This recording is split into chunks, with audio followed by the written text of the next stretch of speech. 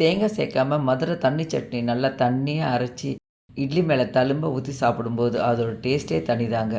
இந்த சட்னி செய்றீங்கன்னா கூட 2 தட்டு இட்லி ஊற்றிக்கோங்க. வழக்கத்தை விட 2 இட்லி கூடவே சாப்பிடுவாங்க. வாங்க அந்த சட்னி எப்படி செய்கிறதுன்னு பார்க்கலாமா? கடாயில் 1 ஸ்பூன் எண்ணெய் ஊற்றி 2 காஞ்ச மிளகாய் 3 பச்சை மிளகாய் வச்சுருக்கேன். இந்த சட்னி நல்லா காரமாக இருக்கணும். இந்த சட்னி தண்ணியாக தானே சாப்பிடுவோம். அப்போ அதோட டேஸ்ட்டு சூப்பராக இருக்கும். கூடவே 4 பல்லு பூண்டு, ஒரு சின்ன துண்டு இஞ்சி, 1 கப் வெங்காயம் சேர்த்துட்டு நல்லா ஒரு மாதிரி ரோஸ் கலரில் வரணுங்க வெங்காயம். அந்த அளவு வதக்கி தட்டில் தனியாக எடுத்து வச்சுக்கலாம். கூடவே ஒரு கப்புக்கு மேலேயே உடச்ச கடலை எடுத்து வச்சுக்கோங்க. டேஸ்ட்டுக்கு தகுந்த மாதிரி உப்பு வச்சுக்கோங்க. இதில் உடச்ச கடலை நிறைய வைக்கணும் இந்த சட்னிக்கு. நல்லா ஆறுனதுக்கப்புறம் மிக்ஸி ஜாரில் சேர்த்து இந்த மாதிரி திக்காக அரைச்சிக்கோங்க. கப்பில் மாற்றிட்டு அந்த சட்னி ஜார்லேயே கொஞ்சமாக தண்ணி கலந்து சேர்த்துக்கோங்க. கலந்து பாருங்கள், இன்னும் கொஞ்சம் தண்ணி தேவைப்படுது. இன்னுமே கொஞ்சம் தண்ணி சேர்த்துக்கலாம். நம்ம வழக்கமாக சட்னிக்கு தாளிக்கிற மாதிரி கடாயை வச்சு கொஞ்சமாக எண்ணெய் ஊற்றி கடுகு, உளுத்தம்பருப்பு, ஒரு மிளகாய் கட் பண்ணி சேர்த்துட்டு கொஞ்சம் கருவேப்பிலை சேர்த்து தாளித்து கொட்டினோம்னா அருமையான டேஸ்ட்டில் மதுரை தண்ணி சட்னி ரெடி ஆகிடும். நீங்களும் ட்ரை பண்ணி பாருங்கள்.